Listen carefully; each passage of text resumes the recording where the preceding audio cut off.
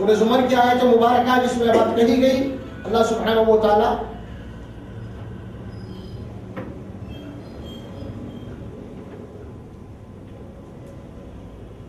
کہ او ارادنی رحمت،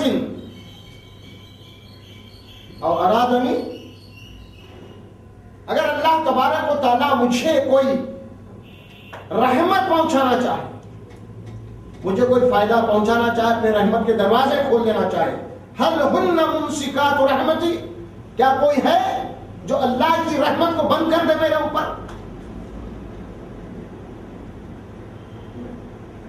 اس کے بعد اللہ نے فرمایا آپ کہہ دیجئے قل حسبی اللہ، میرے لیے اللہ کافی ہے، علیہ یتوکل المتوکلون، بھروسہ کرنے والوں کو اسی کے اوپر بھروسہ کرنا چاہیے۔ سورہ یونس کی اس آیت کو جوڑ لیجیے، الا ان للہ من فی السماوات ومن فی الارض وما يتبع الذین يدعون من دون اللہ شرکاء وما يتبع الذین يدعون من دون اللہ شرکاء، جو لوگ اتباع اور پیروی کر رہے ہیں اللہ کے سوائے دوسرے شریکوں کی،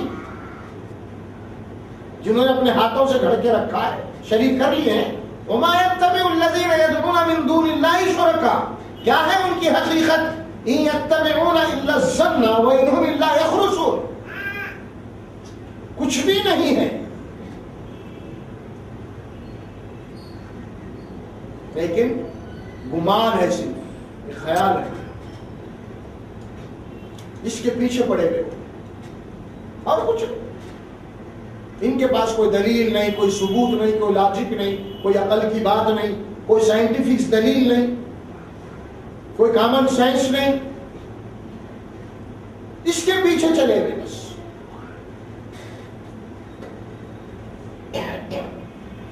پھر اس کے بعد اللہ تبارک و تعالی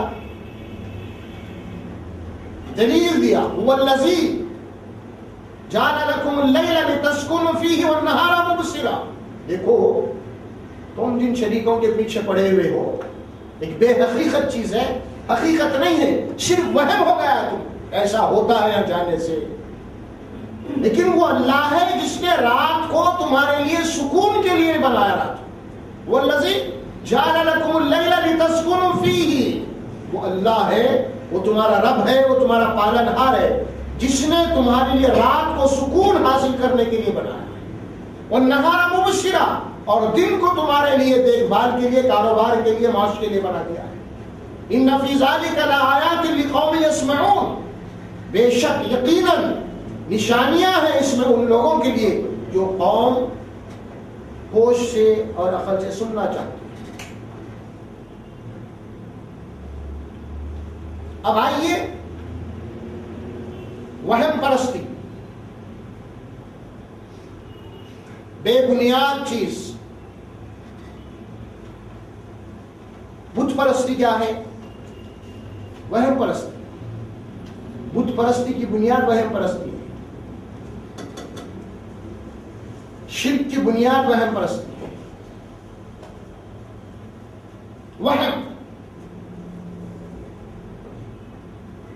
اسی لیے قرآن مجید میں سورہ یوسف، سورہ نجم، سورہ ہود، کچھ آیات کی تبدیلی جیسی آیتیں آتی ہے جس میں یہ بات فرمائی گئی ہے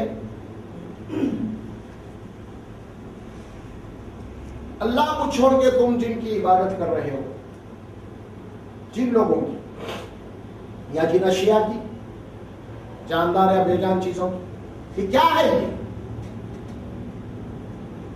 ما تعبدون من دون اللہ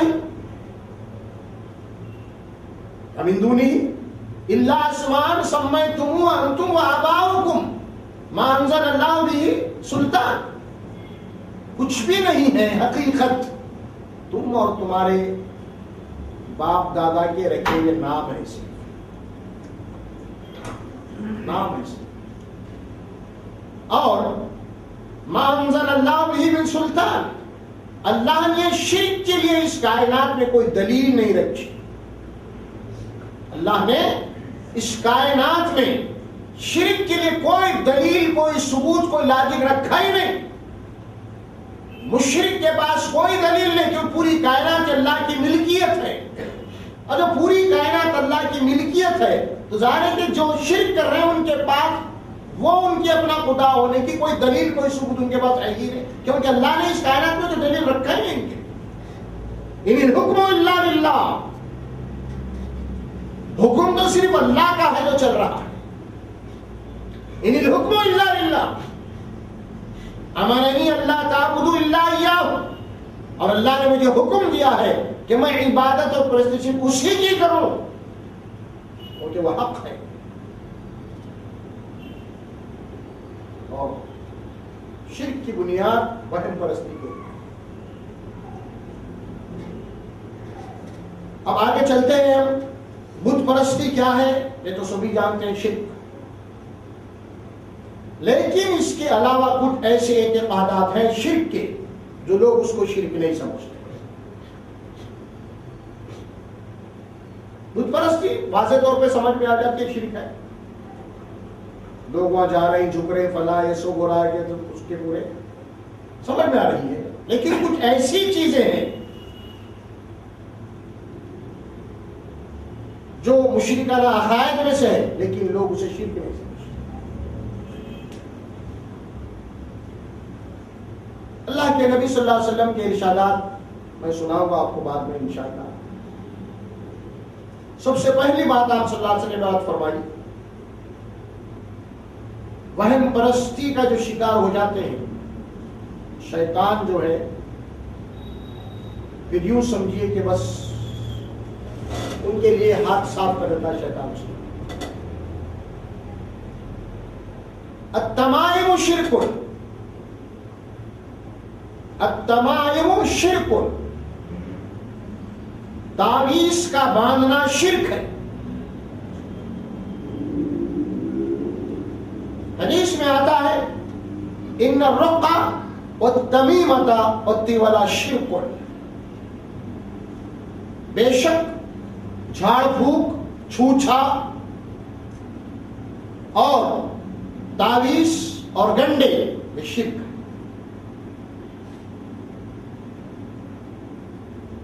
یہ شرک ہے. ان الرقى جھاڑ پھونک، چھوچھا یہ شرک ہے. اور والتمیمۃ تعویذ، والتولى گنڈے کوڑیاں اسی قسم ہوتے، یہ شرک، اس کا باندھنا شرک ہے. مشرکین کے یہاں تاریخ میں ایسی باتیں ملتی ہیں ہمیں جو وہم کا شکار تھے. تو قرآن سے بھی بات اس کی تائید ملتی ہے. آپ سورہ مائدہ پڑھیں گے جس میں بات کہی گئی، یا ایھا الذین آمنوا اجتنبوا، اے ایمان والو بچو، من الاوثان والانصاب والازلام، پورے اوپر شراب سے شروع ہو رہا، انما الخمر والمیسر والانصاب والازلام رجس من عمل الشیطان فاجتنبوه لعلکم تفلحون. شراب سے بچو، جوے سے بچو، بت پرستی سے بچو. والازلام، ازلام کے معنی فال کھولنا، اس سے بچو، فال نکالنا، اس سے بچو. یہ شیطان کے کام ہے تاکہ تم فلاح پا جاؤ. یہ ازلام کیا ہے؟ تفاسیر میں اس کی تفصیلات آتی ہیں. انصاب کے بعد ازلام، ازلام کے معنی تیر، فال کھولنے کے تیر. کعبۃ اللہ کے اندر بتوں کے پاس تین تیر رکھے ہوئے رہتے تھے ترکش میں. اور جب کوئی سفر یا جنگ یا کسی کام پہ جانے سے پہلے وہ لوگ جاتے اور ان سے تیر نکالتے تو ایک تیر کے اوپر لکھا ہوا تھا امرنی ربی، میرے رب نے مجھے حکم دیا ہے. دوسرے تیر پہ لکھا ہوا تھا نہانی ربی، میرے رب نے مجھے منع کیا ہے. اور ایک تیر خالی رہتا تھا. تو جانے سے پہلے اس بندے سے تیر نکالتے، دیکھتے اگر ہمارے لیے ربی آیا ہے فوری اس کام کے لیے چلے جاتے. اگر کوئی خالی تیر لگائے تو پھر اس کو ڈالتے, پھر دوسرا نکالتے. اگر اس میں یہ لکھا ہوا ملتا تیر کہ میرے رب نے مجھے منع کیا ہے, تو اس کام سے یا اس سفر سے رک جاتے. تو یہ تھا ان کے لیے شگون بد, وہم پرست, یعنی اپنے طور پہ یہ سمجھ لیے تھے کہ اب میرے لیے 30 کے ذریعے سے فیصلہ ہو چکا ہے کہ اب مجھے کام پہ نہیں جانا چاہیے, یا تیر پہ نکل جانا چاہے. امر کا سیرا جب امر آ جاتا تو سمجھتے کہ میرے رب نے مجھے حکم دیا ہے کہ میں کام پہ جاؤں. تو یہ ان کا وہم تھا. اور اللہ تعالیٰ فرمائے کہ یہ بت پرستی کی ایک شکل ہے. والانصاب والازلام, انصاب بت پرستی ہے, اور ازلام جس کے ساتھ جو لایا گیا یہ بھی بت پرستی ہے, یہ بھی شرک ہے, کیونکہ انسان یہاں پہ وہم کا شکار ہو گیا ہے. اسی طرح آپ دیکھیں گے تاریخ عرب میں یہ بات ملتی ہے, دور جاہلیت کی, ان کے یہاں کچھ ایسے خیالات تھے, اعتقادات تھے. کچھ تاریخ کے میں آپ کو کچھ باتیں بتاتا ہوں, اس میں باضابطہ تاریخ افکار علوم اسلامی, عربی کی بہت بڑی مشہور کتاب ہے یہ, جو اردو ترجمہ ہو چکا ہے. اس کے اندر عربوں کی تاریخ بھی لکھی ہوئی ہے قبل نبوت صلی اللہ علیہ وسلم. اس میں عربوں کی تہذیب, ان کے اعتقادات, ان کے کلچر کو اس میں بتایا گیا ہے, اور اس کے اندر بھی وہ باتیں بھی بتا دی گئی کہ کیا کیا اعتقادات تھے. تو اس کے اندر کچھ ایسی باتیں بھی بتا دی گئی ہیں کہ مثال کے طور پہ وہ اپنے بچوں کے گلوں کے اندر شیاطین اور جنات کے خوف سے کچھ بلی کے ناخن یا بلی کے دانت جو ہے نا گلے میں ڈال دیتے, یا کچھ لومڑی یا کچھ ریچھ کے دانت بھی گلے میں ڈال دیتے تھے, تاکہ بچے شیاطین اور جن سے ملامتوں سے محفوظ رہیں. یہ ان کا ایک اعتقاد تھا. اور بھی کچھ باتیں ملتی ہیں کہ جب ان کے گھر میں کوئی مہمان آتا اور کھانا کھا کے جاتا, اگر میزبان یہ چاہتے کہ دوبارہ ہمارے گھر میں نہ آئے, تو جانے کے بعد جس برتن میں وہ کھایا اس کو توڑ ڈالتے, اور یہ سمجھتے کہ ایسا کرنے سے مہمان نہیں آئے. کچھ ایسے اعتقادات کا بھی تذکرہ کیا گیا ہے کہ جس عورت کو شادی کی تلاش, شوہر کی تلاش ہو, اور وہ آدھی رات کو اڑ جاتی اور آدھے سر کے بال ایک بازو کر کے ایک پیر کے اوپر گھر میں جو ہے نا ناچتی اور پکارتی, یا نکاح یا صبا ہونے سے پہلے میرے نکاح کا انتظام ہو جائے. تو ان کا عقیدہ یہ تھا کہ ایسا کرنے سے اس کا نکاح ہو جائے گا. اسی طرح اعتقاد تھا کہ کوئی آدمی جب سفر پہ جاتا تجارت کے لیے یا جنگ کے لیے, تو جاتے میں ایک درخت کی 2 شاخوں کے دھاگے سے باندھ دیتا, اور اس کا عقیدہ یہ تھا کہ جب واپس آتا تو وہ درخت کے پاس آتا, جو دھاگا باندھا ہوا ہے اس کو دیکھتا, اگر وہ دھاگا 2 شاخیں ملی بھی ہیں تو سمجھتا کہ میری بیوی صحیح سلامت ہے, پاکیزہ ہے, پاک ہے, کوئی خیانت نہیں کی. لیکن جب وہ دھاگا ٹوٹ جاتے, شاخیں الگ ہو جاتی, تو یہ سمجھتا کہ میری بیوی میرے غیر اب میں بد کرداری کی. یہ ان کا وہم تھا, اس قسم کا وہم تھا. اور کوئی شخص مر جاتا, کوئی رئیس آدمی, تو اس کے یہاں اس کا جو سواری کا اونٹ تھا اس کو وہیں کاٹ دیتے,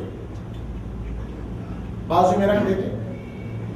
اسی طرح کچھ کوڑیاں اور کچھ پتھرے وغیرہ کا بھی تذکرہ کیا گیا, جس کے اندر خواتین خاص طور پہ پہنا کرتی تھیں, جس کی وجہ سے وہ یہ سمجھتی تھی کہ ایسا پہننے سے شوہروں کو مٹھی میں رکھ سکتے ہیں.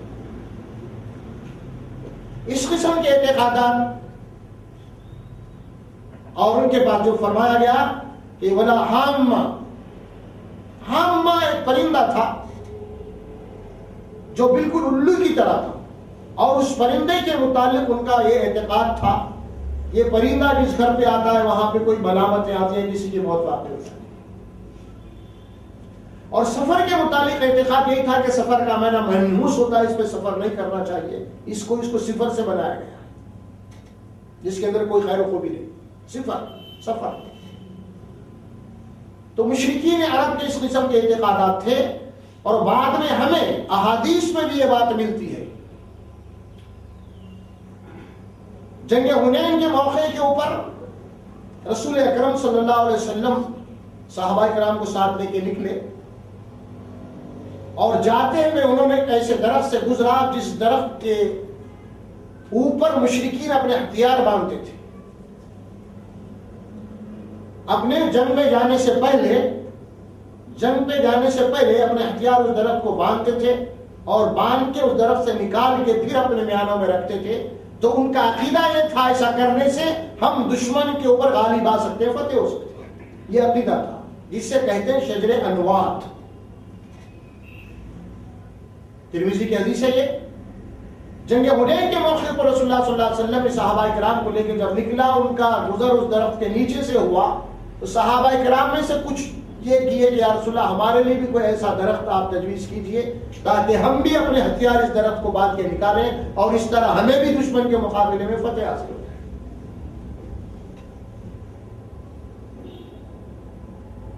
دیکھیے اب اس کے لیے کیا جواب ملتا ہے رسول اللہ صلی اللہ علیہ وسلم.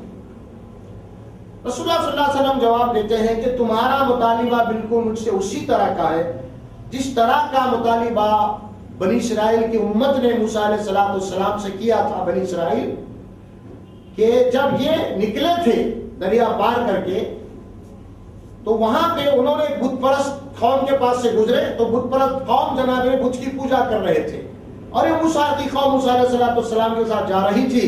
تو موسیٰ علیہ السلام کی امت نے کہا اے موسیٰ ہمارے لیے بھی آپ اس قسم کا ایک بت بنا دیجئے تاکہ ہم بھی عبادت کریں. تمہارا مطالبہ بالکل اسی طرح ہے جس طرح موسیٰ کی قوم نے موسیٰ سے ایک بت پرستی کا مطالبہ کیا تھا.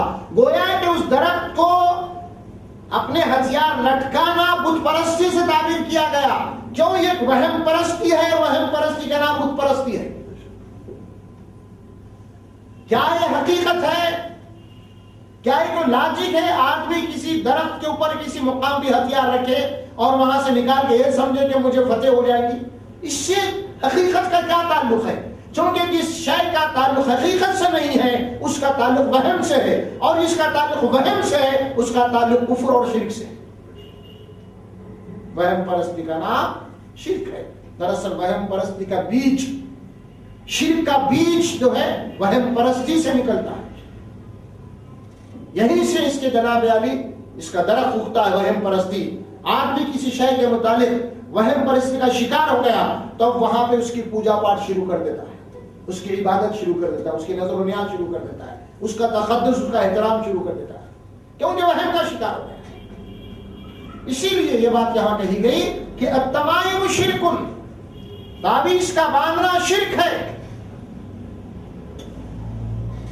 کیوں شرک ہے؟ وجہ کیا ہے اس کی؟ اس کی وجہ یہ ہے، ابھی بتایا میں، توحید کیا ہے، حنفیت کیا ہے. ہر شے سے کٹ جانا، اللہ کی ذات سے وابستہ ہو جانا. ہمارا توکل، بھروسہ، اعتماد، امید، خوف، اس کو اللہ کی ذات سے ہو جانا، یہ ہے توحید. لیکن تعویذ کے معنی کیا ہے؟ یہ بھی قرآن کا لفظ ہے، تعوذ سے، تعوذ، اعوذ، یہیں سے تعوذ ہے، اعوذ یہی آئے فاستعذ باللہ، قل اعوذ برب الناس، قل اعوذ برب الفلق. یہ تعوذ سے تعویذ ہے. تو تعوذ کے معنی کیا ہے؟ تعوذ کے معنی اللہ کی حفاظت، اس کی پناہ میں آ جانا ہے. اگر کوئی آدمی اپنے گلے میں کوئی چیز لٹکا کے اسے تعویذ بول رہا ہے تو اس کے معنی یہ ہوتا ہے کہ جو چیز وہ گلے میں لٹکایا ہے وہ یہ کہہ رہا ہے کہ میں اس کی حفاظت، اس کی پناہ میں ہوں جو لٹکایا ہوں. اسے کہتے ہیں تعویذ. چاہے کچھ بھی لٹکائیے، خاص طور پہ بات کہی التمائم شرک، ہر قسم کی چیز چاہے کچھ بھی لٹکا لو آپ گلے میں، اگر تمہارا عقیدہ یہ ہے کہ یہ اس سے کچھ مجھے فائدہ ہونے والا ہے تو اس کے معنی یہ ہوئے کہ وہ آپ اس کی حفاظت میں ہے، آپ کا عقیدہ. اسی لیے اس کو شرک کہا. التمائم شرک، التمائم شرک. پھر آپ دیکھیں گے اس میں ایک حدیث آتی ہے کہ من اتی کاہنا فصدقہ، جو کاہن کے پاس آیا اور اس کی باتوں کی تصدیق کی. کاہن کون؟ عامل، جوتشی، ہاتھ کی لکیریں دیکھنے والا، فال کھولنے والا، عامل، اسے کہتے ہیں کاہن. من اتی کاہنا فصدقہ بما قال، جو کچھ بھی اس نے کہا اس کی باتوں کے اوپر کان دیا، دھیان دیا یا سچ جانا، فرمایا فقد کفر بما انزل علی محمد صلی اللہ علیہ وسلم. گویا کہ اس نے ان باتوں کا انکار کیا جو محمد رسول اللہ صلی اللہ علیہ وسلم کے اوپر نازل ہوئی، یعنی قرآن، اس کا انکار کیا اس نے. کسی کاہن کے پاس جانا، کسی عامل کے پاس جانا، کسی جوتشی کے پاس جانا، کسی فالگیر کے پاس جانا اور جا کے اس کی کہی ہوئی باتوں کے اوپر یقین کرنا، اس کی تصدیق کرنا، آپ صلی اللہ علیہ وسلم نے فرمایا کہ ایسا عقیدہ رکھنے والا گویا کہ اس نے محمد صلی اللہ علیہ وسلم کے اوپر جو باتیں نازل کی گئی اس کا انکار کیا. فقط کفر بما انزل علی محمد صلی اللہ علیہ وسلم، یعنی پھر راز قرآن ہے. دوسری حدیث آتی ہے مسلم شریف کی، من اتی عرافا، عراف بھی اسی کو کہتے ہیں فال کھولنے والے، فال کھولنے والا. اگر کوئی فال کھولنے والا، غیب کی باتیں بتانے والا، یا ہاتھ کی لکیروں سے اس کی قسمت بتانے والا، یا مستقبل کی کچھ باتیں بتلانے والا، یا اس کی قسمت کی باتیں کچھ بتلانے والا، اگر کوئی ایسا سمجھ رہا ہے من اتی عرافا فسألہ عن شیء فصدقہ، کسی شے کے متعلق اور اس کی تصدیق کیا، تو اللہ کے نبی صلی اللہ علیہ وسلم فرمایا کہ بما قال لم تقبل له صلاة 40 یوما، لم تقبل صلاة 40 یوما. یقین کیا تو یاد رکھیے اس کی یقین کی باتوں کا اثر 40 دن تک رہے گا اس کے اوپر. 40 دن تک او بھائی حضرت ایسا بولے ایسا بولے وہی چلتا دماغ میں، کم سے کم 40 دن رہتا یہ اثر. اور جب تک وہ اثر رہے گا اس کی کوئی عبادت قبول نہیں، کیونکہ شرک کی کیفیت میں اب 40 دن گزار رہا ہے، اور شرک کی کیفیت میں جو بھی عمل کی نہ وہ عمل اللہ کے پاس قابل قبول نہیں. اسی لیے فرمایا کہ 40 دن تک اس کی عبادت، نماز قبول نہیں. نماز قبول نہیں سمجھ مطلب کوئی عبادت قبول نہیں اس کی. کسی کاہن کے پاس جا رہا، کسی عامل کے پاس جا رہا، کسی قسمت کی باتیں معلوم کر رہا، کچھ غیب کی باتیں معلوم کر رہا، اور وہ جو بھی بول رہا اس کی باتوں کی تصدیق کر رہا ہو بھائی صحیح بول رہے ہیں. اب ظاہر ہے کہ جب مار کھا کے آ گیا تو اس کا اثر 40 دن تک رہے گا. اس کا جو شرک کا اثر بڑا ہے اس کے اوپر 40 دن تک رہے گا، اور وہ اثر جب تک رہے گا اس وقت تک اس کی کوئی نماز قبول نہیں، تو مطلب کوئی عبادت قبول ہے اللہ کے پاس. اور یہ قرآن کا فیصلہ ہے، قرآن کا فیصلہ ہے اعمال کی قبولیت کے لیے کہ تمہارے ایمان میں، تمہارے توحید میں شرک کے اجزاء نہیں ہونا. اگر تمہارا ایمان کی کیفیت کے اندر کہیں اگر شرک کے جراثیم ہیں، شرک کے خیالات ہیں، تو سمجھ لیجیے کہ اللہ کے پاس کوئی عمل قبول نہیں، اور اسی کی تصدیق حدیث سے ہو رہی ہے. مسلم شریف کی روایت. اب آپ دیکھیں گے جس میں جو بات کہی گئی ہے خاص طور پہ، اور قرآن مجید میں جو بات بتا دی گئی، کچھ احادیث ہیں جو آپ کو میں انشاءاللہ تعالی بتاؤں گا. تعویذ کے متعلق بیماری کا مسئلہ ہے، اور بیماری کے متعلق بھی لوگوں کے بہت سارے اعتقادات یہ ہیں یہ کسی شیطان، کسی جن، کسی بدروح کی وجہ سے بیماری آتی ہے، اور آدمی علاج کی بجائے چھوچھا کی طرف چلے جاتا ہے، اور ایسا کرنا یہ بھی شرک ہے. کیوں؟ اسی لیے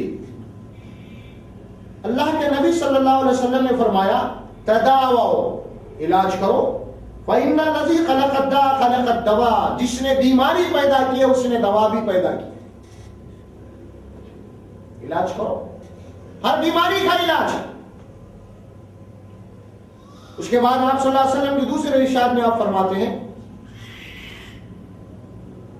من علق تمیمۃ جس نے تعویذ باندھی فلا اتم اللہ لہ، اللہ اس کو کامیاب نہ کرے، اللہ کے نبی صلی اللہ علیہ وسلم. اور من علق ودعۃ فلا ادع اللہ لہ، اور جس نے من کے باندھے اللہ اس کو سکون نصیب نہ کرے. من کے ڈنڈے کیا کیا کہ ہوتے ہیں نا، اس کے تفصیلات کو انشاءاللہ بعد میں بتاؤں گا. اس کے بعد رسول اللہ صلی اللہ علیہ وسلم نے فرمایا من علق شیئا اکل الیہ، جو شخص کوئی چیز اپنے گلے میں، اپنے بازو میں، اپنی کمر میں، جسم کے کسی بھی حصے میں باندھتا ہے اور اس پہ اعتقاد رکھتا ہے، تو اللہ کے نبی نے فرمایا کہ اللہ اس شخص کو اس چیز کے حوالے کر دیتا ہے، جا اس کے ساتھ، اللہ اپنی حفاظت رکھتا ہے. فقط اکل علیہ ان الرقى والتمائم والتولا شرک، منتر، تعویذ، تولا سب شرک کے ڈنڈے بنایا. یہ ساری باتیں ہیں. بدشگونی، اللہ کے نبی صلی اللہ علیہ وسلم کے پاس ایک قبیلہ آیا جو 10 آدمیوں پر مشتمل تھا. اللہ کے نبی صلی اللہ علیہ وسلم نے 9 آدمیوں سے بیعت لی اور 9-10 میں سے ایک آدمی سے بیعت لی. کیوں نہیں لی؟ اس کے ہاتھ پہ یا اس کے گلے میں کوئی چیز لٹکی ہوئی تھی. اللہ کے نبی نے فرمایا کہ جب تک اس شے کو تو نہیں اتارے گا اس وقت تک اسے بیعت نہیں ہے. یہ شرک. اب اس سلسلے میں شگون بد کیا ہے؟ شگون بد منع کیا گیا ہے. کسی شے کے تعلق سے ایسا گمان لینا کہ یہ چیز مجھے نقصان پہنچا سکتی ہے، یہ منحوس ہے، ایسا عقیدہ رکھنا، یہ کیا ہے؟ یہ ہے شگون بد، اور شگون بد منع ہے. ہاں یہ ضرور ہے کہ آپ اچھا نظریہ رکھو، کسی چیز اچھا گمان رکھو، لیکن یہ سمجھنا شگون بد کسی چیز سے نقصان ہونے والا ہے، یہ ہے شرک کا عقیدہ، اور سختی کے ساتھ اس کو منع کیا ہے. شگون بد کیا ہے؟ ابھی آپ دیکھیں کہ میں بتا تھا کہ عرب کی قوم پرندے کو منحوس سمجھتی تھی. کچھ لوگ ہیں، کچھ قومیں ہیں جن کا اعتقاد یہ ہے کہ فلاں چیز کے متعلق، فلاں پرندے کے متعلق بھی یہ گمان رکھتے ہیں کہ یہ منحوس پرندہ ہے، یا کسی شخصیت کو بھی منحوس سمجھتے ہیں، اس کی وجہ سے نقصان ہو رہا، اس کی وجہ سے پریشان. ہمارے گھرانوں کے اندر بھی یہ چیز ہے. گھر میں اگر شادی ہوئی، شادی ہونے کے بعد الحمدللہ گھر اچھا خاصا چل رہا تھا، لیکن شادی ہونے کے بعد بیوی آئی جب ذرا کاروبار ٹھپ ہو گئے، کاروبار نہیں چل رہے، اور وہاں پہ آپ دیکھیے کہ اس عورت کو منحوس کہا جاتا ہے. بولے جب سے اس کا قدم گھر میں پڑا ہے بولے گھر تباہ ہو رہا ہے. یا پھر یوں سمجھ لیجیے کہ بیوی آنے کے 1 سال 6 مہینے کے بعد خدا نہ خواستہ اگر شوہر کا انتقال ہو گیا تو پورا گھر اس کے اوپر لے اٹھتا ہے کہ میرے شوہر بیٹے کو کھا گئی ہے. یہ منحوس ہے بولے. لیکن خدا نہ خواستہ اگر بیوی کا انتقال ہو گیا تو شوہر کو منحوس نہیں بولتے، فوری دوسرے نے شادی کا انتظام کرتے. دیکھ رہے ہیں آپ؟ عورت کے لیے، شوہر کے لیے نہیں. اگر ہونا تو دونوں کو ہونا تھا. اگر آپ یہ سمجھ رہے ہیں کہ بیوی سے آنے سے شوہر کا انتقال ہو گیا منحوس ہے، اگر فلو فرض اگر بیوی کا انتقال ہو گیا تو شوہر کو منحوس سمجھنا چاہیے، ایسا نہیں، بلکہ عورت کو منحوس سمجھا جاتا ہے. اور ہمارے یہاں ایک حدیث کوٹ کی جاتی ہے، وہ ہے اگر نحوست عورت میں گھوڑے میں گھر میں ہے. یہ جو روایت ہے کئی جو ہے طریقوں سے آئی احادیث کی کتاب میں. لوگ صرف اس حدیث کا ایک ٹکڑا پڑھ کے کہتے ہیں کہ عورت میں نحوست ہے، یا گھر میں نحوست ہے، یا سواری میں نحوست ہے. لیکن تمام احادیث کو آپ سامنے رکھیں گے تو اس سے مطلب یہ نکلتا ہے، اللہ کے نبی صلی اللہ علیہ وسلم نے فرمایا، ایک تو پہلی بات حضرت عائشہ سے روایت آتی ہے رضی اللہ تعالیٰ عنہا، یہودی ایسا سمجھتے تھے، ان کا عقیدہ تھا. پھر بات دوسری حدیث میں یہ آئی کہ اگر ہوتی تو، اگر نحوست ہوتی تو ولا فرق، یا عورت میں ہوتی، یا گھر میں ہوتی، یا سواری میں ہوتی تو، یہ سب چیزوں کو چھوڑ دیا ہوتی بول کے بول رہے. دراصل احادیث میں اس کی تردید کی گئی مختلف طریقوں سے. لیکن ہمارے پاس عورت کو منحوس سمجھے، گھر کو منحوس سمجھے، سواری کو منحوس سمجھے ہے آج بھی. یہ غیر قوم کی بات تو ہے. سمجھ میں آ رہا؟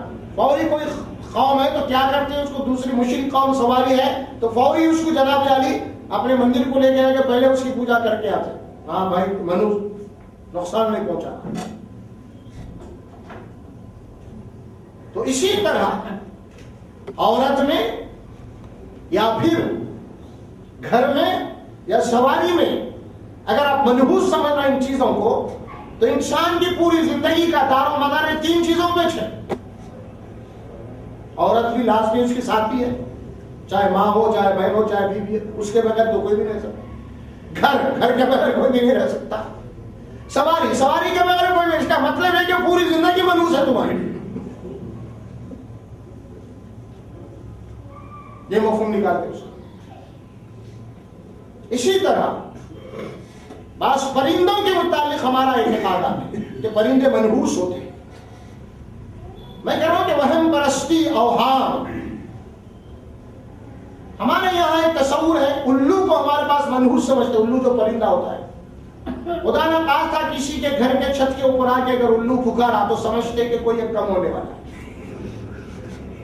منحوس فرشتہ ہے، ایسا سمجھتے.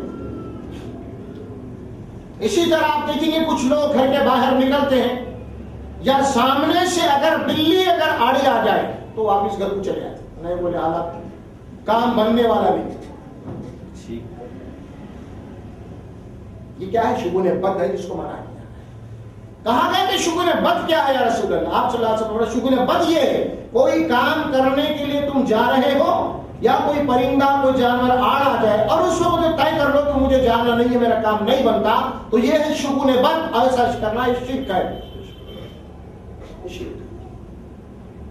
کوئی بلی ہے، کوئی سانپ ہے، کوئی جانور ہے. اسی طرح آپ دیکھتے ہوں گے کوئی شخص صبح صبح کام پہ نکل رہے ہیں، 100% آپ کا کام بننے والا، اور صبح صبح کوئی آدمی آپ کے جان پہچان کا مل گیا، بھائی السلام علیکم، خیر خیریت، کہاں جا رہے ہیں؟ ارے جا رہا ہوں بھائی کام پہ. نکل گیا، گھر سے نکلتا پہلا آدمی ملا اور اس کا کام 100% بننے والا تھا، اس کو معلوم تھا. اب نہیں بنا کام جانے کے بعد، اب کون یاد آتے؟ وہ کون ملا تھا پہلے. یا پھر اس کے دماغ میں اگر نہیں بات تو گھر کو واپس آ گیا، ارے بھائی آپ کا کام تو بننے والا تھا، تو کیا ہوا، کیسے ہوا؟ اگر گھر والا بدعقیدہ بیوی، آپ کس کی صورت دیکھے گئے صبح میں؟ ارے رے رے بولے اس کی دیکھا تھا. اب آپ دیکھیے جب کام نہیں بنا تو بار بار اس کا چہرہ ہائی لائٹ ہوتے رہتا ہے، منحوس منحوس منحوس ہائی لائٹ ہوتا ہے اس کے دماغ میں، بار بار اس کے دماغ سے نہیں نکلتا. کیوں؟ اس کی وجہ کیا ہے؟ وہم پرستی کا شکار ہو گیا، وہم کا شکار ہو گیا، وہم کا شکار. کسی کا چہرہ کسی کی شخصیت سے کام بننے یا بگڑنے کا کوئی تعلق نہیں ہے اور اس بات کی کوئی بنیاد نہیں ہے، اور اس کے اوپر یقین کرنا، اسی کا نام کفر و شرک ہے. آپ دیکھیں گے ہمارے پاس اکثر عورتوں کے یہاں گھر میں کوئی کوا پکارا تو یہ مشہور ہوتا ہے ہمارے پاس کہ کوئی مہمان آ رہے ہیں، کوئی مہمان آنے والے، یا پھر کھانا کھا رہے ٹھسکا لگ گیا، اس وقت کوئی یاد کر رہے، کوئی بھی نہیں یاد کرتے. یہ الگ بات ہے کہ آخری ٹھسکا لگے تو وہ فرشتہ یاد کرتا.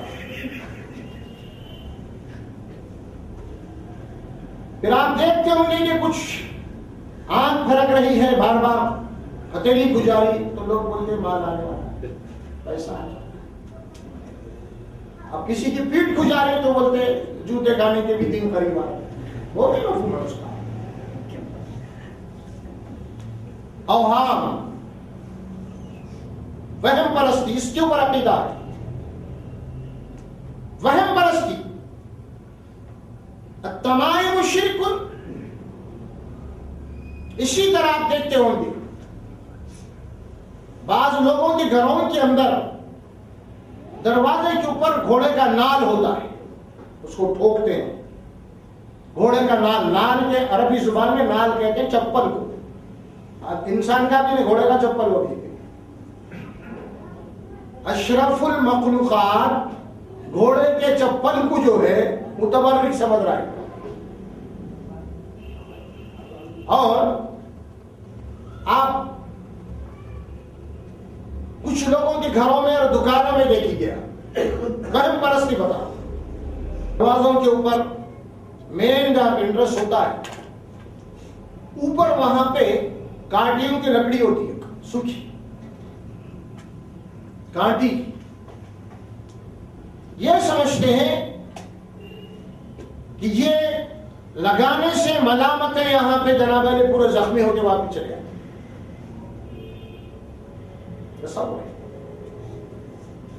آپ دیکھیں ہوں گے کچھ لوگوں کے گھرانوں کے اندر کچھ لال کپڑے کے جو نا کوٹیاں بدے ہوئے حفاظت کی. کچھ لوگ اپنے گھروں کے اندر مرشد کو بلا کے کیلے کاٹنے لگاتے گھروں میں، سمجھتے کہ اس سے ملامت نہیں آتی.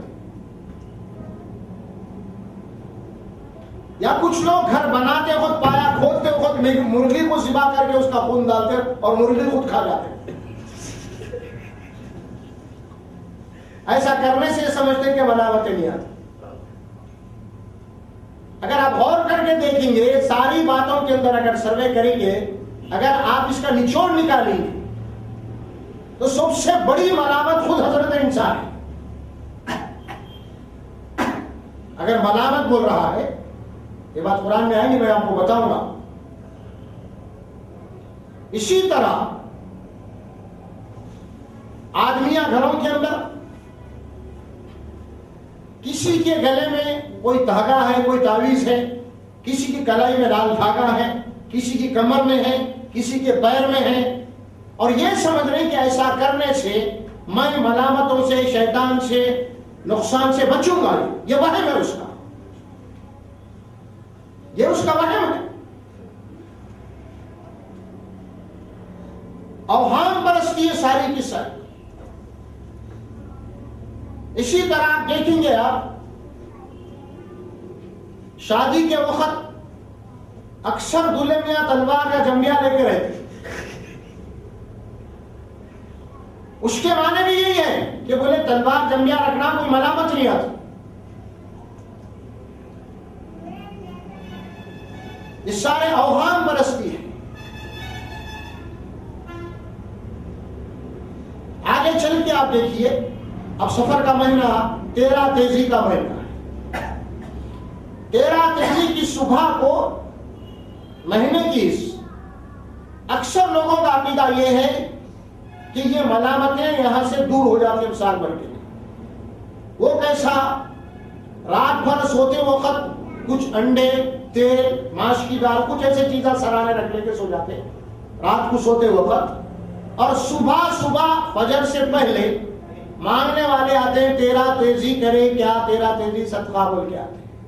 صبح لوگ جو ہے نا آ کے ان کو دیتے ہیں.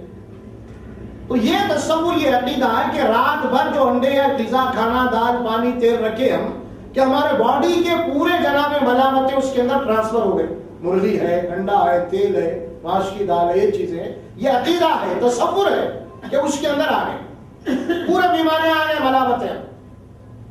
اور صبح جو لینے والے آ رہے ہیں، آپ ذرا غور کیجیے، کامن سینس کیا، عقل سلیمہ کیا ثبوت دے رہی ہے؟ اگر واقعی میں آپ کے پورے بلایاں، ملامتاں، بیماریاں اور غذا میں آ گئے، اور جو لے کے جو کھا رہا انہیں بیمار ہونا نا نہیں، وہ کھانے والا موٹا ہو رہا، آپ دیکھیں دبلے ہو رہے، کھانے والا موٹا تازہ ہو رہا ہے، اس کو کوئی بیماری نہیں ہے، لیکن انہیں دے دے کے بیمار پڑ رہا ہے. وہم. اسی لیے رسول اللہ صلی اللہ علیہ وسلم کے شخص کے ہاتھ میں کوئی پیتل کا کڑا تھا تو دیکھا، کیوں باندھا ہے؟ یا رسول اللہ اس سے کچھ فائدہ ہوتا ہے؟ فائدہ نہیں، مجھے نقصان پہنچا ہوتا ہے. اسی طرح کچھ انگوٹھیوں کا بھی تصور ہے ہمارے پاس، جو انگوٹھیاں پہنتے ہیں، انگوٹھیاں دیتے ہیں. یہ انگوٹھی پہننے سے یہ ملامت دور ہوئی، یہ انگوٹھی پہننے سے کاروبار چلیں گے، یہ انگوٹھی پہننے سے اگر بیماری نہیں آئیں گے، صحت یاب رہیں گے، یہ انگوٹھی پہننے سے آپ مالدار بنیں گے. یہ جو اعتقادات ہے یہ سب وہم پرستی ہے، اور اسی کا نام شرک.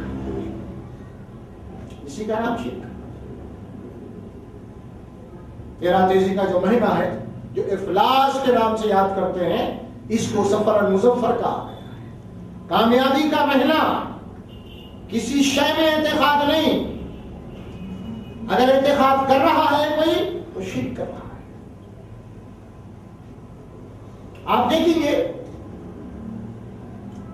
قرآن مجید میں جو آیت میں نے آپ کے سامنے تلاوت کیا، وَمَا يَتَّبِعُ الَّذِينَ يَدْعُونَ مِن دُونِ اللَّهِ شُرَكَاءَ، جو لوگ اللہ کو چھوڑ کے دوسروں سے امید رکھتے ہیں بگڑی بنانے کا، یا پکارتے ہیں یا سمجھتے ہیں، تو فرمائیں کہ ان کی حقیقت کیا ہے؟ إِن يَتَّبِعُونَ إِلَّا الظَّنَّ، حقیقت کچھ بھی نہیں ہے، وہم کے پیچھے گمان ہے، اور پھر کوئی دلیل ثبوت نہیں۔ التمائم شرک، اللہ کے نبی صلی اللہ علیہ وسلم فرماتے ہیں صلی اللہ علیہ وسلم، يدخلون الجنة 70,000 بغیر حساب۔ 70، یہ حدیث بخاری کی متفق علیہ، 70,000 آدمی بغیر حساب کے جنت میں جائیں گے۔ يدخلون الجنة 70,000 بغیر حساب۔ هم الذین، کون لوگ ہیں یہ؟ لا يسترخون ولا يتطیرون، کبھی یہ لوگ شومندر نہیں کرے، چھوچھا کبھی نہیں کرا لی، ولا يتطیرون، اور کبھی بھی کسی سے جو ہے بدشگونی نہیں لی، کسی کو منحوس نہیں سمجھا، وعلی ربهم یتوکلون، ان کی پوری زندگی اللہ کے اوپر توکل کی۔ ایسے لوگ 70,000 کی جو آپ تعداد بتائیے، اس میں یعنی جن کا عقیدہ، ابھی جو قرآن کی آیت پڑھا تھا میں جس میں بات کہی گئی تھی، انما توعدون لکل اواب حفیظ، جنت ان لوگوں کا ٹھکانہ ہے جو ہر آن ہر لمحہ اللہ کی طرف رجوع ہونے والے اور اس عقیدے اس فکر کی حفاظت کرنے والے۔ ٹینشن تو نہیں ہو رہا، کہیں میرا رب اللہ سے ٹوٹ تو نہیں رہا ہے، کہیں کوئی چیز بیچ میں حائل تو نہیں ہو رہی، کہیں وائرس تو نہیں آ رہی، اس کا جائزہ لیتے رہتے۔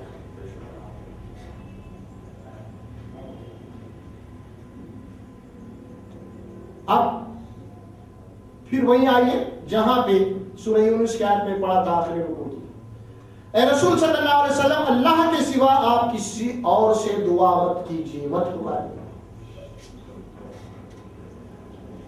وَلَا تَدْعُ مِن دُونِ اللَّهِ مَا لَا يَنفَعُكَ وَلَا يَضُرُّكَ، مت پکاریے، مت دعا کیجیے، مت مانگیے اللہ کے سوا کسی اور سے، نفع اور نقصان کے لیے، نقصان سے بچنے، فائدے کے لیے کسی اور کی طرف رجوع مت کیجیے۔ إِن فَعَلْتَ فَإِنَّكَ إِذًا مِنَ الظَّالِمِينَ، اگر آپ ایسا کریں گے تو آپ کا شمار اعوذ باللہ ظالموں میں ہو جائے گا۔ پھر اس کے بعد حقیقت کیا ہے اللہ نے سمجھایا، اے رسول صلی اللہ علیہ وسلم، إِن يَمْسَسْكَ اللَّهُ بِضُرٍّ فَلَا كَاشِفَ لَهُ إِلَّا هُوَ، اگر اللہ آپ کو کوئی نقصان، کوئی مصیبت، کوئی تکلیف پہنچانا چاہے تو اس کائنات میں کوئی طاقت نہیں ہے آپ کو اس تکلیف سے نکال سکے مگر صرف اللہ نکال سکے۔ یہ آیت چوٹی کی ہے، سورہ یونس کے آخری رکوع کی آیت ہے، اے رسول إِن يَمْسَسْكَ اللَّهُ بِضُرٍّ، اگر اللہ آپ کو کوئی ضرر پہنچانا چاہے، کوئی نقصان پہنچانا چاہے، کوئی تکلیف پہنچانا چاہے، تو کوئی ہے ہی نہیں اس کائنات میں مگر وہی جو اللہ پہنچایا ہے، وہی نکال سکتا دوسرا۔ وَإِن يُرِدْكَ بِخَيْرٍ فَلَا رَادَّ لِفَضْلِهِ، اسی طرح اگر اللہ آپ کو اپنے خیر اور فضل سے نوازنا چاہے تو کائنات میں کوئی طاقت نہیں ہے جو آپ کو اس سے محروم کر سکے۔ کہ کلیئر کر دیا، اس کے بعد کوئی تعویذ، کوئی منتر، کوئی گنڈا میرے کاروبار نہیں چل رہا، وہ نہیں چل رہا، یہ کوئی جھوٹا، یہ ساری چیزیں اس آیت سے سب رد ہو جاتی ہیں، سب رد ہو جاتی ہیں۔ اللہ کو خیر لگائی، اللہ ہی کو پکارے۔ اس سلسلے میں طویل حدیث آتی ہے حضرت ابن عباس رضی اللہ تعالیٰ عنہ سے۔ حضرت ابن عباس رضی اللہ تعالیٰ عنہ فرماتے ہیں ایک دن اللہ کے نبی صلی اللہ علیہ وسلم کے پیچھے سواری پہ میں بیٹھا تھا، اور آپ نے مجھے کچھ نصیحت کی اور فرمایا کہ اے لڑکے سن، اس کو یاد رکھ، اللہ کے احکامات کو یاد رکھ، اللہ تیری حفاظت کرے گا، اللہ کے احکامات کے اوپر عمل کر، اللہ کو تو اپنے سامنے پائے گا، اور اللہ ہی سے مانگ، جبھی بھی اسی کی بندگی کر، استعنت فاستعن باللہ، جبھی بھی مدد مانگ اللہ سے مانگ، وَإِذِ اسْتَعَنْتَ فَاسْأَلِ اللَّهَ، اور جبھی بھی تجھے سوال کرنا اللہ ہی سے سوال کر۔ اور یہ بات اچھی طریقے سے یاد رکھ لڑکے، کیا پوری مخلوق مل کے بھی اگر تجھے نفع پہنچانا چاہے مگر وہ نہیں پہنچا سکتی، لیکن اللہ نے جو تیرے لیے مقدر کیا ہے، پوری مخلوق مل کے بھی چاہے اگر تجھے کوئی نقصان پہنچانا چاہتی ہے تو یاد رکھ کوئی مخلوق تجھے نقصان نہیں پہنچا سکتی مگر وہی جو اللہ نے تیرے لیے مقدر کیا ہے۔ اور یاد رکھ تقدیر لکھی جا چکی ہے اور قلم اٹھائے جا چکے ہیں، یعنی قانون بن چکا ہے، اب کوئی مداخلت نہیں کر سکتا، کوئی مداخلت نہیں کر سکتا۔ اب دیکھیے اسی سلسلے میں قرآن میں آتی ہے بات سورہ شورا، سورہ آراف میں، سورہ نساء میں، سورہ نساء میں بات آئی وَإِن تُصِبْكَ حَسَنَةٌ فَيَقُولُ فَمِنْ عِندِكَ، اس کے بعد فرمایا وَإِن تُصِبْهُمْ سَيِّئَةٌ فَيَقُولُ مِنْ عِندِكَ، جب ان کو کوئی مصیبت پہنچتی ہے اے رسول آپ کے اوپر الزام لگاتے ہیں آپ کی وجہ سے ہو رہا ہے صلی اللہ علیہ وسلم، اس کے بعد اللہ نے فرمایا آپ انہیں کہہ دیجیے مصیبت ہو چاہے راحت ہو سب اللہ کی طرف سے، آپ کا اس میں کوئی دخل نہیں ہے، صرف اللہ کی طرف سے مصیبت یا مشکل، نفع یا نقصان، شفا اور بیماری سب اللہ کی طرف سے۔ اس کے بعد اللہ نے جو بات فرمائی ہے فرمایا فَمَا هَؤُلَاءِ الْقَوْمِ لَا يَكَادُونَ يَفْقَهُونَ حَدِيثًا، کیا ہوگا اس قوم کو بات سمجھنے کے قریب ہی نہیں آتے، اتنا ہم سمجھا رہے ہیں کیا ہو گیا اس قوم کو، ہمارے هَؤُلَاءِ الْقَوْمِ لَا يَكَادُونَ يَفْقَهُونَ الْحَدِيثَ، ارے تم کو اتنی سمجھائی جا رہی بات کہ نفع اور نقصان کا تعلق کسی اختیار میں نہیں ہے، کسی کے اختیار میں نہیں ہے، اس کے باوجود بھی تم کو بات سمجھ میں نہیں آ رہی، تم سمجھنا نہیں چاہتے، بات کو سمجھنے کے قریب ہی نہیں آتے، ارے نہیں بھائی ہماری هؤلاء القوم لا يكادون يفقهون الحديث۔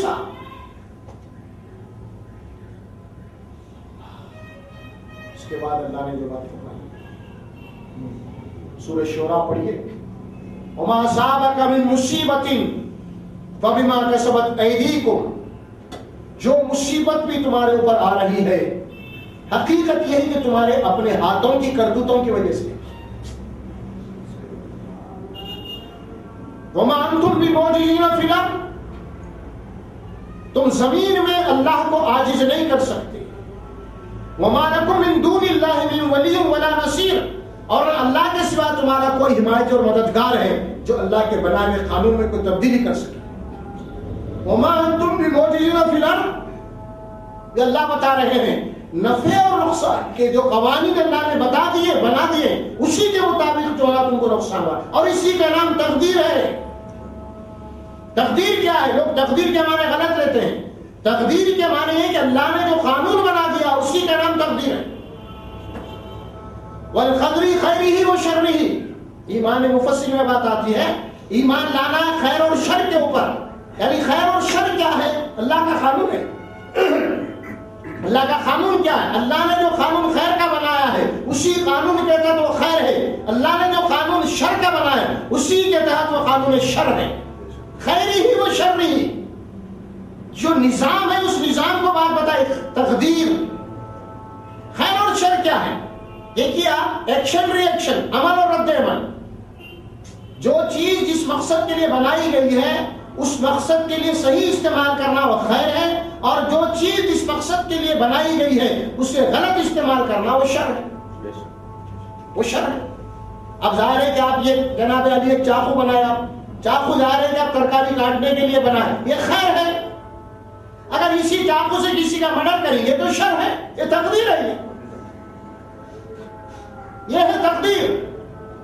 اسی طرح اللہ تعالیٰ جو نعمتیں آپ کو دیا ہے وہ خیر ہی خیر ہے سارے، لیکن اس کے قانون کو توڑنے سے وہ شر ہوتا ہے۔ وہ کیا ہے؟ اللہ نے انگور دیا ہے کھانے کے لیے، آپ کو بہترین غذا ہے، اللہ کی نعمت ہے۔ کھجور دیا، بہترین غذا ہے، کھائیے آپ، خیر ہی خیر ہے، لیکن اگر آپ اسی انگور کو سڑا کے اگر ہڑمبا بنائیں گے تو یہ شر ہے۔ انگور ایک چیز ہے، یہ ہے قدر، تقدیر ہے۔ یہ انگور کی تقدیر یہ ہے کہ اس کو صحیح استعمال کرنے سے تمہارے لیے فائدے ہیں، اور اس کی تقدیر یہ ہے الٹی کہ اس کو غلط استعمال کرنے سے تمہارے لیے نشہ ہے۔ یہ تقدیر ہے۔ اسی طرح قانون ہدایت قانون گمراہی ہے۔ اگر اللہ نے قرآن میں ہدایت دیا ہے، اگر قرآن کے اوپر عمل کریں گے، قرآن کی تقدیر یہ ہے، اس کے احکامات پہ عمل کریں گے تو یہ ہدایت ہے، آپ کے لیے تقدیر ہے، خیری ہے۔ اگر اس کے احکامات کی خلاف ورزی کریں گے ہدایت کی، یہ شرعی ہی، یہ اس کی جو نا شرعی تقدیر گمراہی ہو گئی، کچھ بھی نہیں کی بات ہے۔ یہی بات فرمایا وما اصابک من مصیبت بما کسبت ایدیکم، جو مصیبت بھی آ رہی ہے حقیقت یہ ہے کہ وہ تمہارے ہاتھوں کی کرتوت ہے، چونکہ اللہ کے بنائے ہوئے قانون طبعی کا جو نظام ہے اور اللہ کے بنائے ہوئے قانون جو شرعی کا نظام ہے، اس کے خلاف جو بھی عمل کرو گے اس کی سزا، اس کا وبال تمہارے اوپر پڑے گا۔ یہ تقدیر ہے، تمہارے ہاتھوں کی کمر۔ اور یاد رکھو ہماری تقدیر کو، ہمارے قوانین کو کوئی نہیں بدل سکتے۔ وما انتم بمعجزین فی الارض، کہ تم ہم کو عاجز نہیں کر سکتے زمین میں۔ ہمارے جو قوانین زمین میں ہم نے بنا دیے ہیں وہ اتنے مضبوط اور اتنے اٹل ہیں کہ کوئی طاقت اور قوت نہیں ہے تمہارے لیے کہ اس کے اندر کوئی ترمیمی لا سکے۔ ما لکم من دون اللہ ولی ولی ولا نصیر، یہ تقدیر۔ اب آپ دیکھیے التمائم شرک، اس کے بعد آج کل ہمارے پاس جو بگاڑ پیدا ہوا ہے، عاملوں کا بگاڑ۔ آدمی وہم پرست کیسے ہوتا ہے؟ وہم پرستی آج آئے دن اخبارات میں آپ دیکھ رہے ہیں، ایسے لوگ اشتہار دے رہے ہیں، آئیے جو کام آپ کہیں بھی نہیں بن رہا تو ہمارے پاس آئیے، ہم بناتے ہیں۔ کیا آپ کاروبار سے پریشان ہیں؟ کیا آپ صحت پہ پریشان ہیں؟ کیا آپ کی بیٹی کی شادی نہیں ہو رہی؟ کیا آپ کے گھر میں کچھ ملامتیں ہیں؟ کیا رشتہ داروں سے نہیں بن رہی؟ یہ سارے اختیارات، آئیے جو کام کہیں نہیں بنتا ہم بناتے ہیں۔ اب لوگ جا رہے ہیں ان کے پاس اعتقاد کر کے، یہ شرک ہے، یہ شرک ہے، شرک۔ اور کیجیے آپ، اور یہ ایسا شرک ہے، ایک وہ شرک ہے جو بت پرستی ہے۔ آج بھی اگر بت کی پوجا کرتے ہیں، وہ مندر وہاں نہیں کی طرح تھا اس کا تعلق، وہاں سے نکل گیا تو اپنے کاروبار میں مگن رہتا۔ لیکن تعویذ کا ایک ایسا شرک ہے 24 گھنٹے میں شرک بنا ہوا ہے، ہر لمحہ التمائم شرک، اور مست ہے اپنی جگہ پہ کہ تعویذ باندھ کے وہ حفاظت ہے۔ اللہ کی طرف سے اس کا توکل ختم، اس کا بھروسہ ختم، اس کا اعتماد ختم۔ اب جو کچھ ہے تعویذ ہے، خدا نہ خواستہ کسی نے اگر کچھ نکال کے پانی وانی نہانے کے لیے رکھ دیا اور بغیر تعویذ کے دکان کو کاروبار کو نکل گیا تو بحران بیٹھا ہوا ہے، تعویذ گھر پر بحران ہی شروع ہو گئی، کیونکہ تعویذ نہیں ہے، کیونکہ اس کی سیکورٹی ختم ہو گئی۔ تو آپ اندازہ لگائیے، یعنی اس کا پورا اعتقاد تعویذ کے اوپر ہے۔ جس کا عقیدہ اللہ سے ہٹ کے کسی اور شے پہ آ جائے اسی کا نام شرک ہے۔ اور تعویذ حفاظت وہ سمجھ رہا ہے کہ تعویذ میری حفاظت کرنے والے، چند حروف ہیں، چند لکیریں، گلے میں جو تعویذ ڈالی کیا ہے؟ آپ کھول کے دیکھیے، پھاڑ کے دیکھیے، کیا ہے؟ آڑی تیری لکیریں رہتے ہیں۔ بعض لوگوں تو یہاں تک نہیں ہے، تعویذ کھول کے دیکھو تو بس کے اندر بس کا ٹکٹ ہے، بس انہیں بھی شکر میں ہے۔ بعض تعویذ کھول کے دیکھے تو گنیش گڑی کے کٹے پہ جو فوٹو گنے وہ ہے اس کے اندر تعویذ کی، اس کو کیا معلوم؟ بس مطمئن ہے, بس کا ٹکٹ حفاظت کرا میری, سمجھے آپ, اندر کھول کے دیکھے تو آڑے ٹیڑے لکھی رہا ہے کچھ چلتا ہو, یہ حفاظت کر رہے میری, کیا ہے یہ گمان کے پیچھے پڑا ہوا ہے, حقیقت نہیں, گمان, یہ ہے اصل شرک. آدمی پڑھتا ہے کیسے, آدمی بولا کہ جو مشرک اس کے اوپر شیطان کا زور چلتا ہے اور اس پہ جو شیطان کو اپنا ساتھی بنا. مشرک کون؟ غیر اللہ سے ڈرنے والا. تو کہ وقت نہیں ہے, تھوڑا ہی ابھی 5-10 منٹ میں ختم کر دیتا ہوں انشاءاللہ. لمبا ہی موضوع تھا یہ, لیکن نہیں ہو سکتا کیونکہ بگاڑ بہت بڑا ہے. اس کے اندر توحید پرست بھی مبتلا ہے, اہل حق بھی مبتلا ہے, وہ تو ہے لیکن جان کے پوچھنے والے بھی مبتلا ہے اس کے اندر. اور کیجیے, باضابطہ توحید پرست بولنے والے بھی آج کل یہ علاج کر رہے ہیں. عاملوں کے پاس آپ جا کے دیکھیں گے لگی خطاریں لگی ہوئی ہیں. کل تک ان لوگوں کے پاس جو اہل بدعت ہے ان کے پاس ہوتا تھا, لیکن آج توحید پرستوں کے پاس نہیں ہے. یہ کیا ہے؟ غیب سے ڈرنا. اللہ تبارک و تعالی غیب سے ڈرنا اس کی فطرت میں رکھا ہے, اور وہ غیب سے ڈرنا اسی لیے اس کی فطرت میں رکھا ہے تاکہ وہ یؤمنون بالغیب کی دعوت دے رہا, اللہ اس کو فطری بنا دے. اس غیب کے اوپر ایمان رکھ, آخرت پہ غیب سے ڈرنا اس کی ہے. اس لیے بڑے سے بڑا اگر پہلوان بھی ہے, اگر وہ عقیدے کا مار کھایا ہوا ہے نا, وہم پرست ہے نا, وہ غیب سے ڈر جاتا. ایک صاحب کچھ آپ دیکھے ہوئے اکثر لوگ بڑے بڑے قبرستانوں سے گزرتے ہیں, راتوں میں جا رہے ہیں, ایک صاحب کے قبرستان سے گزر رہے, روز ان کا آنے جانے کا راستہ وہی ہے. لیکن ایک دن معلوم پڑا کہ بھائی یہاں پہ کوئی شیطان ہے, رقاص ہے, فلاں ہے, اور وہاں سے وہ ڈر شروع ہو گیا. ڈر شروع ہو گیا. دیکھیں دل میں ڈال دیا, کیا ڈال دیا؟ یوسوسو فی صدور الناس. یہ دیکھیں کوئی ایسا خیال من الجنت والناس, انسانوں میں سے جنات میں سے خیال ڈال دیا. اب ظاہر ہے کہ وہ ڈر بیٹھ گیا. اب ایک دن اسی راستے سے گزرے صاحب, روزانہ اطمینان سے گزرنے والے, اس دن کچھ کڑک پھڑک آواز آ گئی. چنانچہ ایک صاحب لکھے تجرباتی واقعہ, اندھیرا رات کا وقت ہے, قبرستان میں ایک بالکل کالا آدمی ہے, کمبل اڑا ہوا ہے شاید, قبرستان رات کا موقع ہے. نے کہا کہ بھائی اس کے ہاتھ میں روشنی دکھی. پر بعد میں یہ معلوم پڑا صبح میں کہ وہ قبرستان سے جو گزر رہے تھے دونوں کو جان پہچان کے تھے, کہ انہیں جو ہے کچھ سگریٹ اس کو دیا پینے کے لیے. وہاں سے ڈر ہو گیا. تو میں دیکھا ہوں ایک دن, کیونکہ اب اس وہم کا شکار ہو گیا تھا, اب وہ اس مقام پہ کچھ ایسی چیز دیکھا جس کی وجہ سے ڈر گیا. گاڑی پہ جا رہا تھا, ڈر گیا.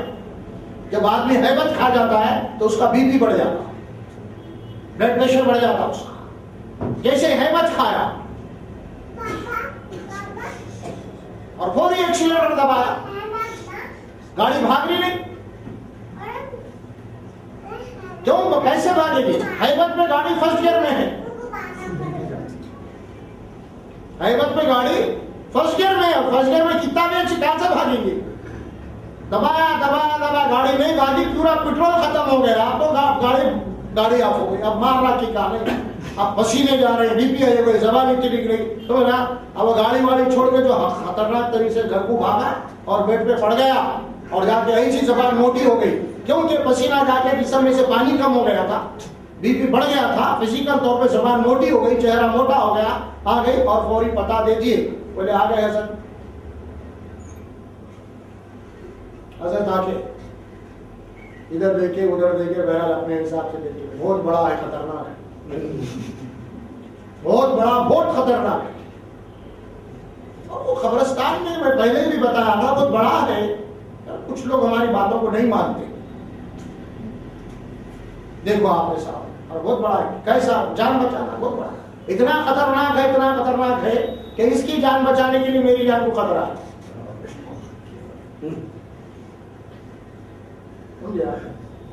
بہرحال کو توڑم توڑی جو بھی کر کے بات نہیں، بھائی ٹھیک ہے، حضرت ٹھیک ہے، میں اپنی جان کو خطرے میں ڈال کے کروں گا یہ کام۔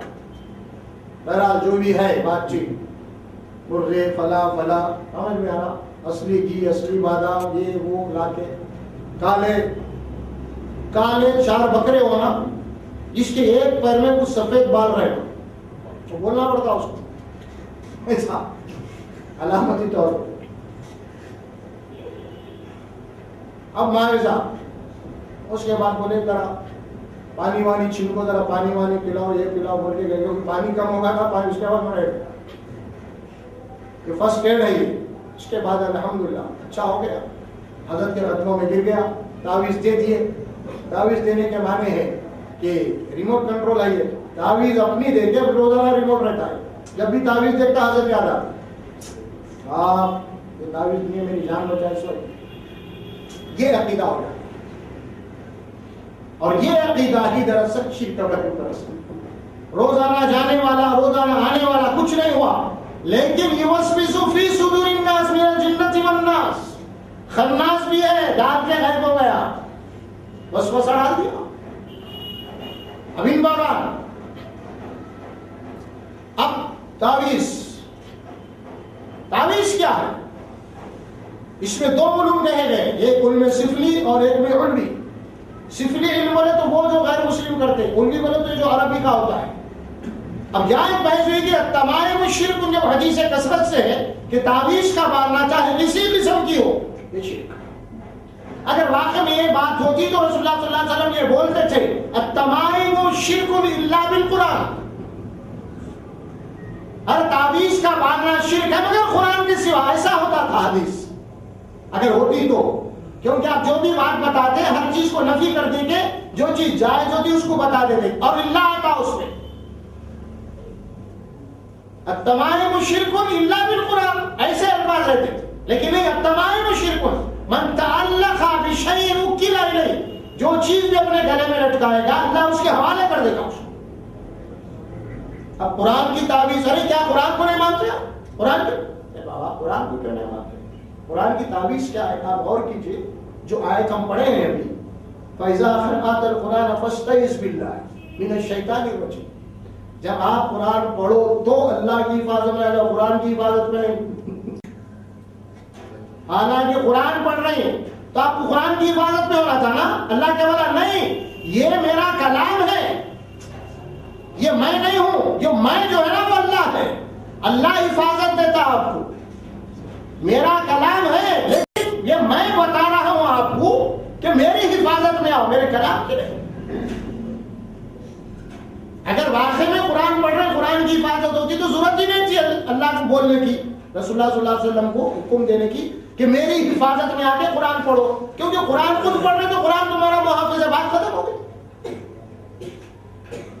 حفاظت قرآن میں نہیں، یہ اللہ کا کلام ہے، حفاظت اللہ کرتے ہیں، اللہ کی ذات ہے، قرآن نہیں۔ اسی لیے اگر کوئی قرآن کی بھی قسم کھا رہا تو شرک کر رہا، قسم اللہ کی کھائی جاتی، اللہ گواہ ہے، اگر کوئی یہ بولے کہ قرآن گواہ ہے بولے تو شرک کیا اس کو، کیونکہ قرآن کوئی ذات نہیں ہے، یہ اللہ نہیں ہے، یہ اللہ کا کلام ہے، قرآن ہدایت ہے، رہنمائی کی کتاب ہے، اسی لیے قرآن کی قسم کھانا بھی شرک ہے، لوگ کھاتے ہیں لیکن غلط ہے۔ اسی لیے قرآن میں آپ دیکھیں گے اللہ تعالیٰ جو قسم کھایا ہے، اللہ کے نبی صلی اللہ علیہ وسلم کی جتنی قسمیں آپ اٹھا کے دیکھیں حدیث میں، والذی بنفس یدہ، قسم اس ذات کی جس کے ہاتھ میں میری جان ہے، اللہ کی قسم۔ یہ گمراہی جو پھیلائی جا رہی ہے قرآن کی تعویذ، جی، اور پھر حقیقت کیا ہے؟ کیا کر سکتے تعویذ سے؟ کیا کر سکتے؟ اللہ یہ بولا کوئی چیز تم کو نقصان نہیں پہنچا سکتی. اگر ہم نقصان پہنچانا چاہیں کوئی طاقت نہیں جو آپ کو اس بات سے نکال سکتی.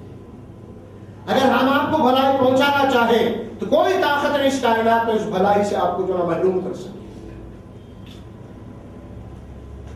سوال پیدا ہوا، عاملہ ہے، آپ جا کے دیکھیں گے بڑے بڑے عاملوں کے پاس بوتلیں رکھے ہوئے تھے.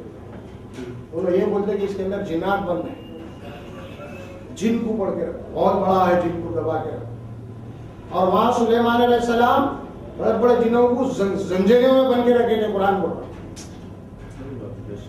لیکن انہوں پیغمبر سے پڑھ گئے، انہوں تو بوتل میں اتار دی. آپ ذرا سوچو، جا کے پوچھے کیا بھی بہت بڑا بہت طاقتور جن ہے شیشے میں بوتل میں، تو بولا کیا بیوقوف باتیں کر رہے ہیں، بہت طاقت ہے. کہاں طاقتور یا ہو، معمولی ڈھکن کھول کے نہیں بھاگ سکتا ہوں.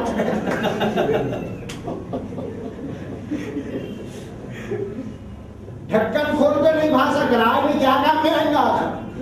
طاقتور بول رہے، اس میں اتنی بھی طاقت نہیں جو ڈھکن کھول کے بھاگ سکے. آپ بول رہے ڈھکن، آپ کہہ رہا ہے اسے کہتے ہیں بیوقوف بنانا.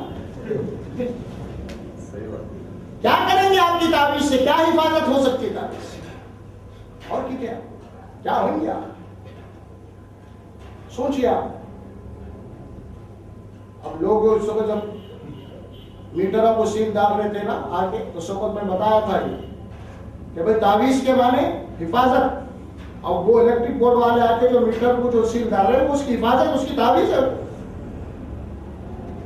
تو مولا بھائی موشا ایک ایسی تعویذ دیجیے آپ ہمارے کو، 800,000 کا بل آ رہا، وہ سیل کے بعد وہ آپ کی تعویذ میں لٹکا ہے تو کچھ بھی نہیں، خالی ہلو گرنا ہو.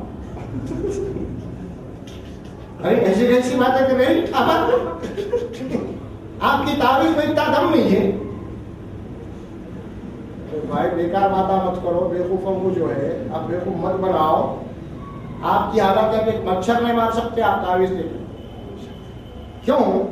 آپ جو گھر میں بیٹھے ہوئے ہیں نا، آل آؤٹ لگا کے بیٹھے ہوئے، مچھر بھی نہیں مار رہے.